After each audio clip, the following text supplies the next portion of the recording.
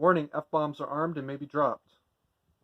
This week I'm in California, actually. I'm helping my old man with his cabin. It's a real mark of where we're sitting right now that I'm helping my old man with his cabin. See, he lives in California, remember? I just said I'm in California this week. So what the hell does he have to worry about? What he has to worry about is that 3 weeks ago, there was actually a riot about a mile and a half from his house. Now, riot is a bit of an exaggeration. It's what the local news called it. It was about 8 people, 4 on 4, roughly. But it was 4 Antifa versus 2 guys that were just standing there and 2 other guys who were counter-protesting. They literally dragged these other 2 guys into the fight because they were just standing there. That is how violent and ridiculous the left has become. They're pulling people into fights. And I want to emphasize, these 2 counter-protesters, they were across the street. These Antifas actually crossed the street to come confront these guys. That is how ridiculous they've gotten. So now, my old man is getting his cabin ready so that in a month and a half, 2 months, whatever it is, when they're literally outside his door like they were in the mayor of the Ken and Karen incident, Missouri. Right? He just gets in his car, grabs the dog, and walks out the front door. The only thing he's taking with him is Mom's ashes and the dog. He doesn't have to take anything else with him. The only thing he has to take with him is insulin for my daughter, which he doesn't even have, and go. And that's it. People, we've gotten to the point where common nobody citizens, residents, who have stayed out of all this bullshit are getting dragged into fights that they had nothing to do with. That should scare everyone to death. I'm going to add to that a little bit.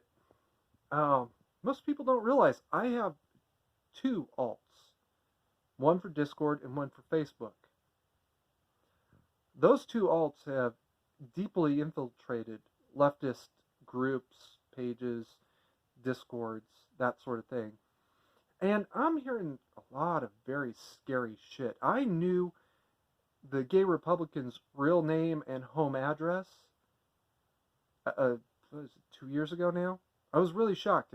This dude lives in Ohio? Right? It's not because he had done something. It's that he got doxxed. And worse still is one of the leftist discords that's associated with Unicorn Riot. The people were bragging about, we got the word that rhymes with forget. We got the dirty little forget. They claim, at least, that they beat him walking home from a bar one night. That's how I learned, not his home address, his home city.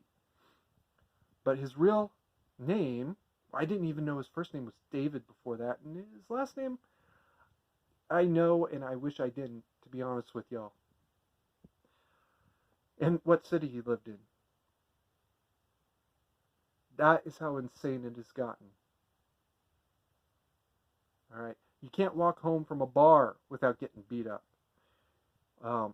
You can't be in your own house without being threatened and harassed.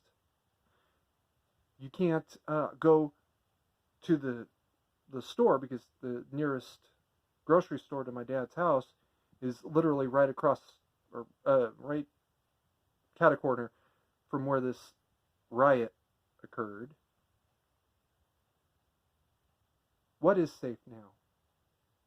Leftists talk about making the world safe, and all they've done is bring more violence. And now I'm back in the one State of the Union I hate the most because of it. I have a break right now because of some tools that we need. And that's the world we live in now. Sure you're making the world better for anybody? Or just yourselves?